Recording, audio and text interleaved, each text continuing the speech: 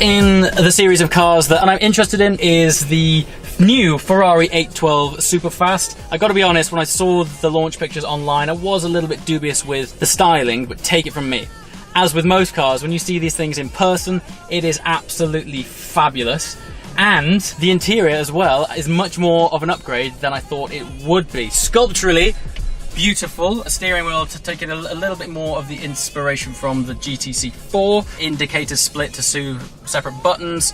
You can now indicate back and front. I know this might sound like small touches, but conventionally on the original F12, all of the buttons were just single buttons, and at times it was a little bit clumsy. When I first experienced an F12, the gearbox blew me away, but as time has evolved, it is beginning to not kind of show its age a bit. In the upshifts and downshifts do not feel as crisp as more modern day cars. Take 488 for example, even Speciale, the shifts on those were super fast. But yeah, all in all, this thing is beautiful and I hope to spend more time with it soon. So yes, number one that I'm interested in, 812 Superfast.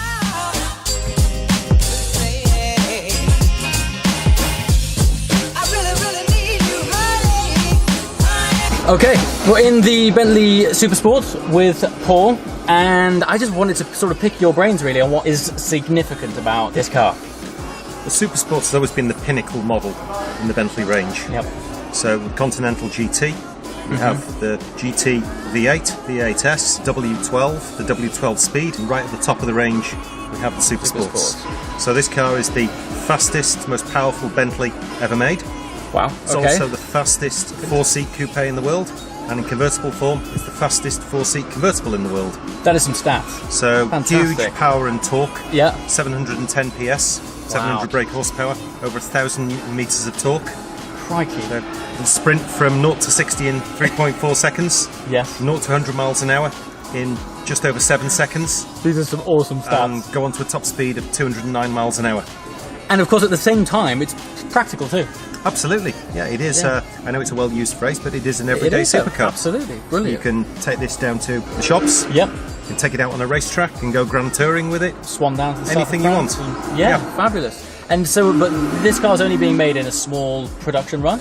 So we'll only make 710 of these cars worldwide. Worldwide, wow, represented by the 710 PS power. Right. What are you most proud of? I just think the performance of the car is incredible. It just is absolutely stunning. Fantastic. And I have to say, aesthetically as well, it's beautiful. So, yeah, top work. Thank you. Brilliant. Thank you for your time. Pleasure. Cool. Thank you. So there you have it. Car number 2 that I would genuinely consider at this show is the Bentley Supersport. Regular viewers might think that's a bit odd, but I have found myself around quite a few Bentleys lately, always impressed with A, massive traction, and B, savage torque. And new Supersports looks fantastic.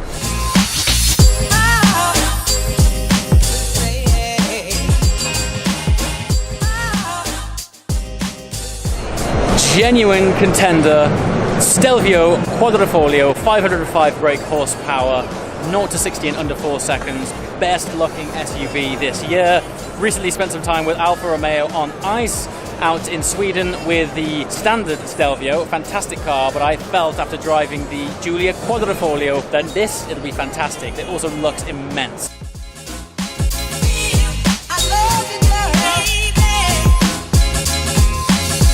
Lamborghini Huracan Performante. We've all heard things about this car. It's probably fantastic and it looks great. I've just never been a big Lambo fan. But what I do love, and this has been controversial so far, not everyone really likes it, but I think they have gone so big on the compressed carbon look. Look at it. It looks like marble on the back end of this thing. Yeah, so something that I would consider, but I'm not sure if I'm fully in the game for it just yet.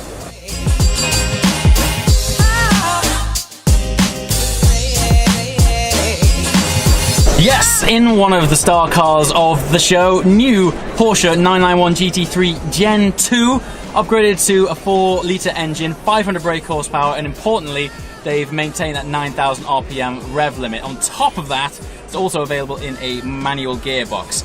Not sure which way I'd go because I'm a massive fan of the PDK in this car, but I have been crying out for a manual, so we'll see which way that goes, but chances are I'll probably end up in one of these at some point.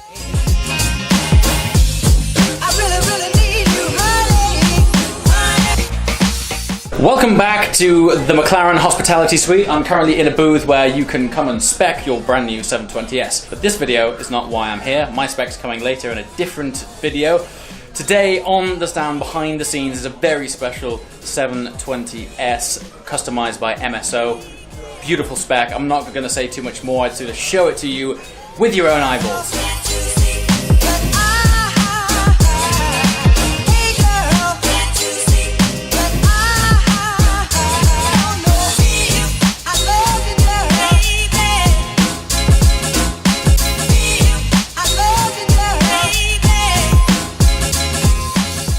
Okay, so you might be thinking I've already shown you a 720S recently, and that would be correct. However, what is special about this car is that it is the first bespoke 720S project from MSO. And what's unique about it is it's got a paintwork and body finish of unlike anything else I have ever seen. It's got a fantastic gradient that goes from a carbon exposed bonnet that grades down to a beautiful light red tone that transfers to normal paint towards the back. So the front of the car starts off carbon, and the rear of the car blends out to conventional paint.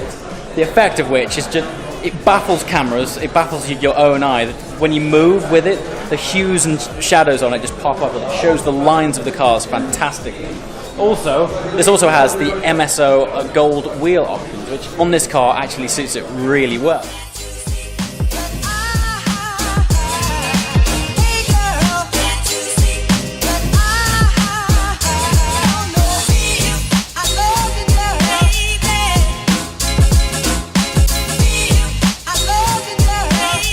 Guys who are tuning in, this is my friend Sasha.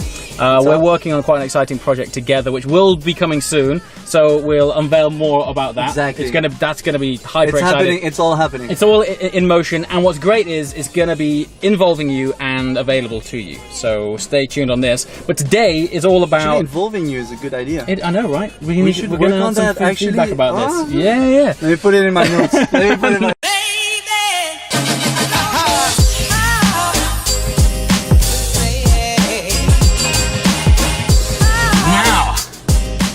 Potentially unlikely candidate. Replacement for an RS6? Maybe. Now, love the RS6. Don't get me wrong, it's not going anywhere anytime soon. However, on the AMG event at Silverstone a few weeks ago, I was able to experience the E63S 4MATIC, which I am in right now. Absolutely blown away with that. One of the sort of USPs and things that sells me on the RS6 is its quattro all-wheel drive system, but Mercedes have now launched their own 4MATIC system, and this is the S. Had a very early drive in one, as I mentioned a few weeks ago. Sounds amazing, handles incredible, traction after the apex is insane, and the whole thing as well, with it being a very modern car, is incredibly up to date. Interior, stunning. Yeah, serious contender. Also, Mercedes are one of the few that have been able to nail the turbocharged sound. Obviously their original C63s always sounded fantastic when they were naturally aspirated, but even as a turbo system they sound fantastic, pop and bang on the overrun. 612 horsepower, 850 newton meters of torque, a true tarmac terrorist. Okay, conveniently, while I'm on the AMG stand, we have before me the platform, the foundation of the AMG Project One. Just to look at this thing is a marvel. This is what it's all about. It's the direct transplant Formula One engine that has been in the Mercedes F1 car since 2014. If you're a Formula One fan, you'll know this thing has been dominating F1. The power this thing puts out is crazy. They are restricting the revs on this to 11,000 RPM. I know that doesn't sound like a restriction, but the actual Formula One spec revs to 13,000 RPM. Also seen a few people asking me what the two smaller pipes are on the exhaust system. You'll notice there's got a single F1 inspired exhaust output, but there's these two little pipes here which sit underneath it, which are actually directly for the turbo wastegates. Very cool. I heard Lewis Hamilton start up this car and bring it on stage last night. It sounds absolutely unbelievable.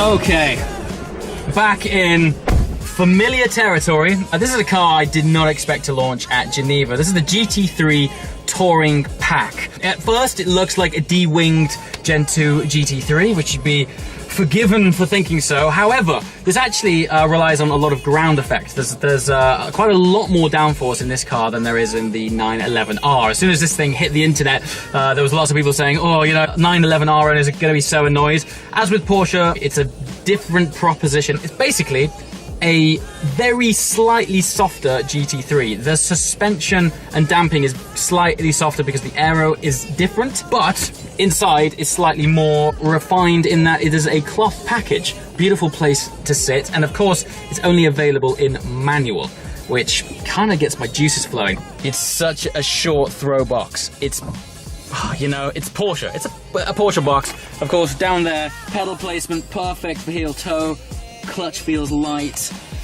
I'm wondering why you would opt for this over a manual GT3. It might predominantly just be an aesthetic thing. No wing, perhaps spec it in a darker color than this. I think this is sapphire blue, which is stunning. You could spec it and it could be a real sleeper. This is something that I'd love to have the dilemma to choose.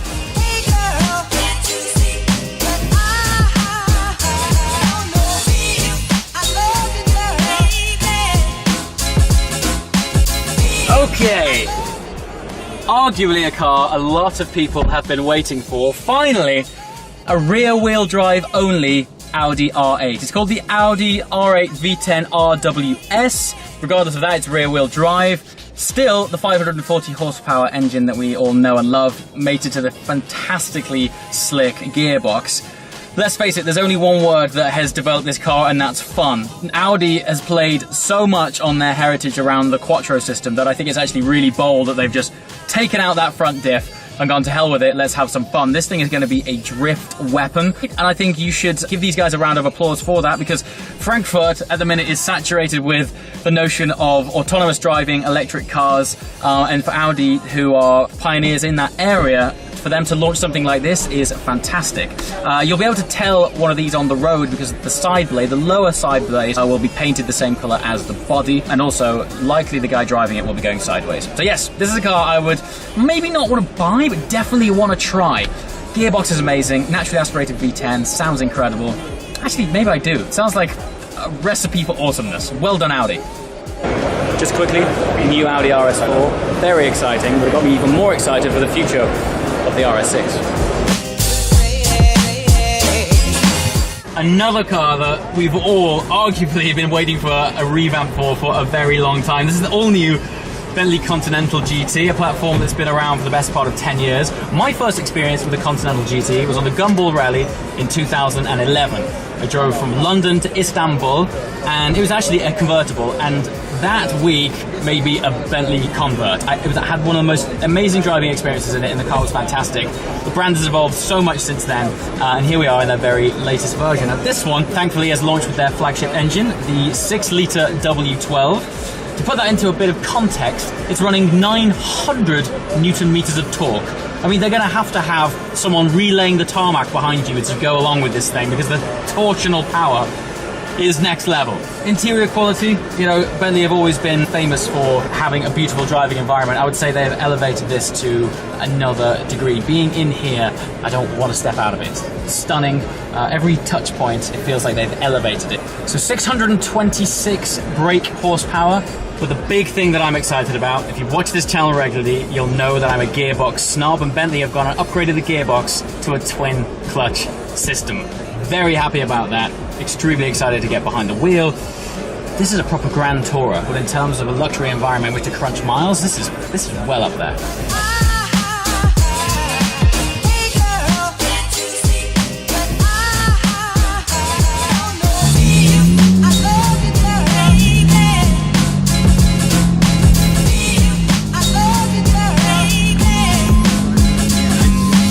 Thanks, buddy. Yeah, so pretty casual experience. Just got dropped off at the hole number 5 by a June buggy. I love this show.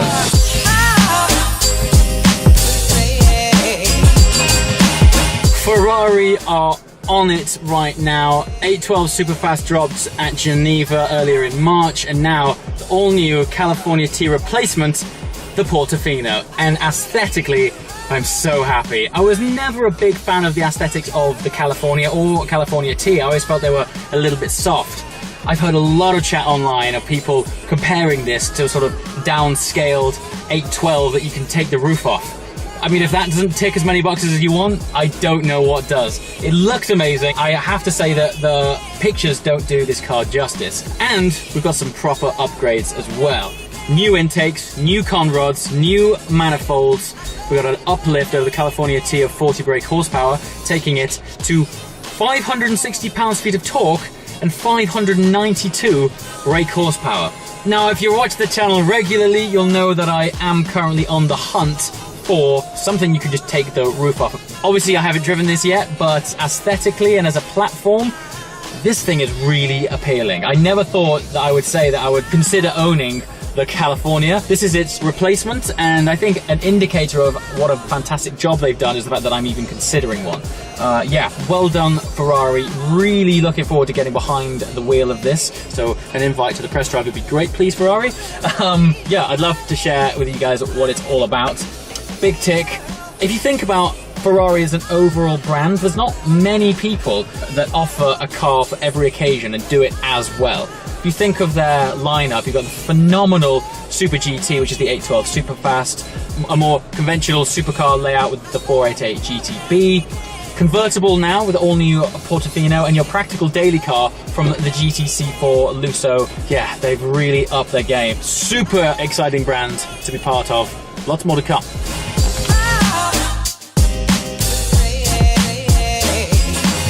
Okay, this last one's a bit of a curveball, and I'm probably not planning on buying one. However, the more time that I spend on the commutes and journeys, not for driving indulgence, just to go to meetings, just general traveling, the more I wish that I had a lovely, comfy lounge in which to go about it, just to edit in, spend time catching up on emails.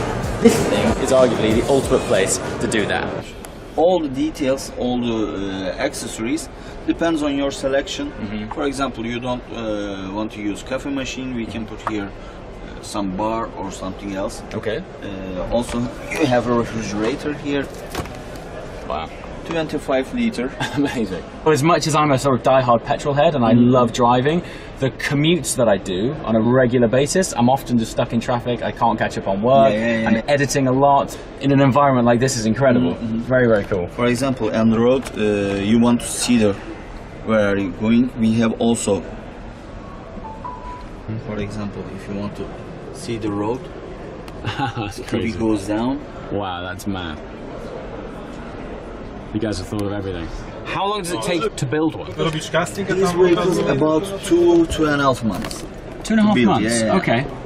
That's not too bad considering the amount of customization and work. Yeah. Look at that. We have also here sliding tables. One here as well? Look at this. And it's carbon fiber now then? Yes.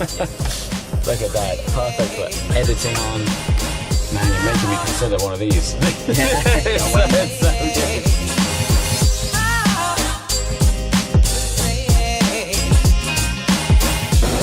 So, a little bit of information for you while I do the 1 mile hike between here and the next hall to check out some other cars. The Frankfurt Auto Show takes place every 2 years. It's not an annual event.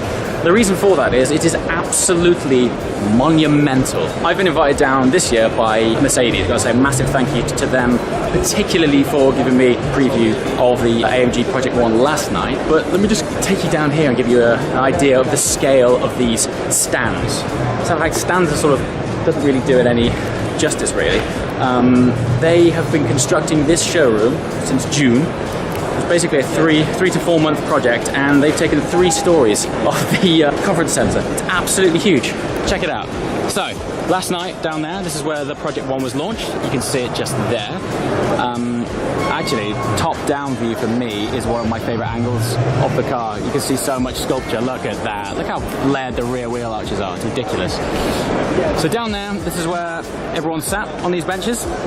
Launched the cars. Very, very cool. Big show. Lewis Hamilton came out. Very, very cool. Tier 2. Accessories, dining, look at concepts, electric drive, things like that. Tier 3, we have the AMG division over here. It's absolutely huge, and that's one of the reasons why it's every 2 years, because the undertaking for such a show is monumental. Moving all the way over to the other side of the stand because they've taken out this, look, this whole vast auditorium of it. Look at the lighting rig up there. Next level. Anyway, all the way on the other side, I have an auditorium here, bit of a conference place for presentations, and then at the back, the more practical utility vehicles, which, by the way, this X-Class slugs the business. I'm not, you know, if you watch this channel regularly, you'll know I'm not exactly a pickup truck kind of guy, but these are really looking good.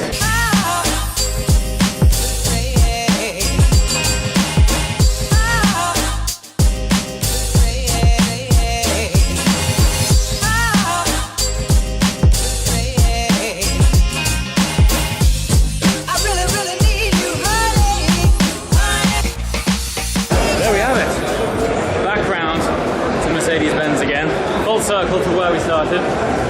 Hope you've enjoyed it. This show is absolutely manic, but it's been fantastic. Flew in here first and foremost for the Mercedes AMG Project One, which has recalibrated my appreciation for what's acceptable on the road. As always, guys, thanks for watching. See you next time.